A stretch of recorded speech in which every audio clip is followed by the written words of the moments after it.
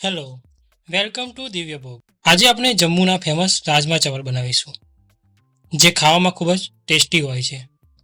અને અત્યારે વરસાદની સિઝનમાં ગરમા ગરમ રાજમા ચાવલ બનાવશો તો ઘરમાં બધાને ખાવાની ખૂબ જ મજા પડી જશે.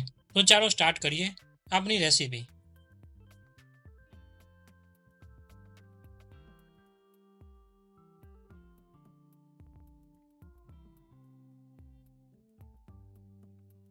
સૌથી પહેલાં મેં રાત્રે રાજમા 3 કપ પલાળેલા હતા. પલાળ્યા પછી રાજમા કંઈક આવા દેખાશે.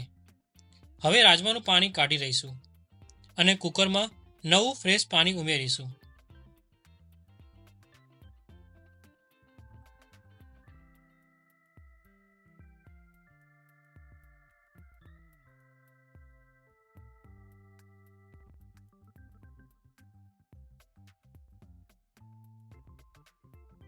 તેમાં 4 થી 5 લવિંગ, 1 તજપત્તા, 2 થી 3 તજના ટુકડા, તમારી પાસે બાદિયા હોય તો એ પણ આપ એડ કરી શકો છો.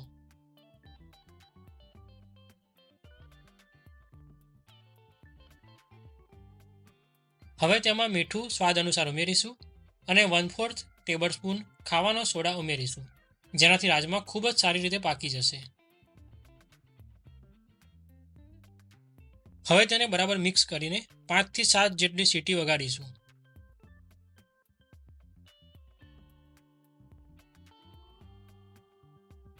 હવે ગ્રેવી માટે મેં 4 મોટા ટામેટાં લીધા છે, 2 થી 3 લીલા મરચાં લીધા છે, 1 ઇંચ જેટલું આદું પણ લીધું છે.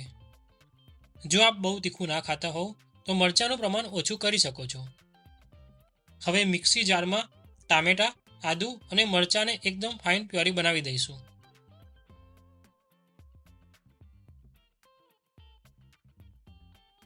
ત્યારબાદ એક કડાઈમાં 5 થી 6 ટેબલ સ્પૂન તેલ ગરમ કરીશું.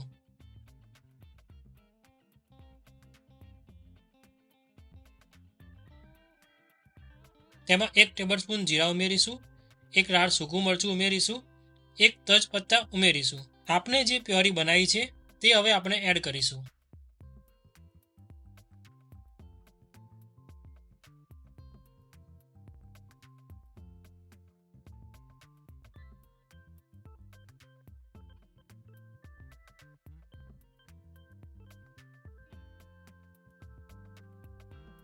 એક ટેબલ સ્પૂન ધાણા જીરું પાવડર ઉમેરીશું,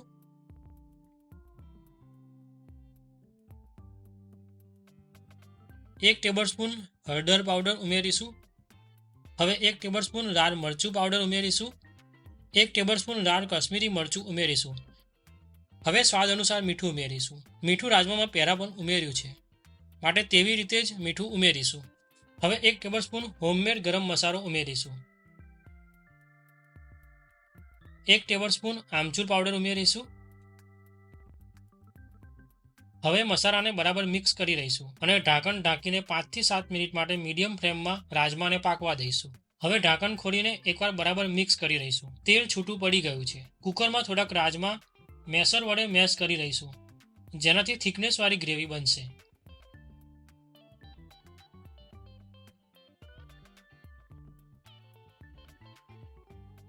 હવે રાજમા ઉમેરીશું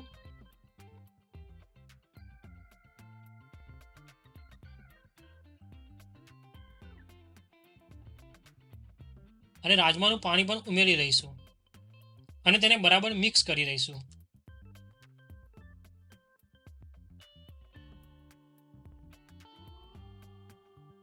હવે 15 થી 20 મિનિટ માટે રાજમાને પાકવા દઈશું. હવે ફ્રેશ કોથમીર ઉમેરીશું,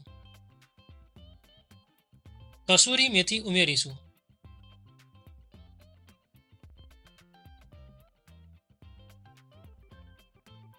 ગરમા ગરમ રાજમા તૈયાર છે.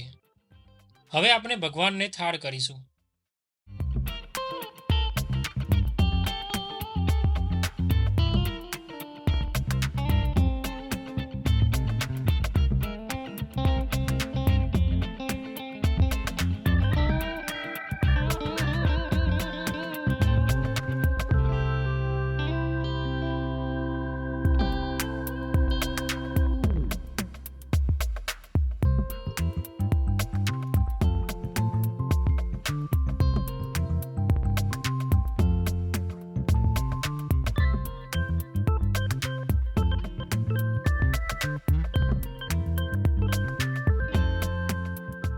આ રેસીપી આપને સારી લાગી હોય તો આપના મિત્રોને શેર કરશો, વિડીયોને લાઇક કરશો.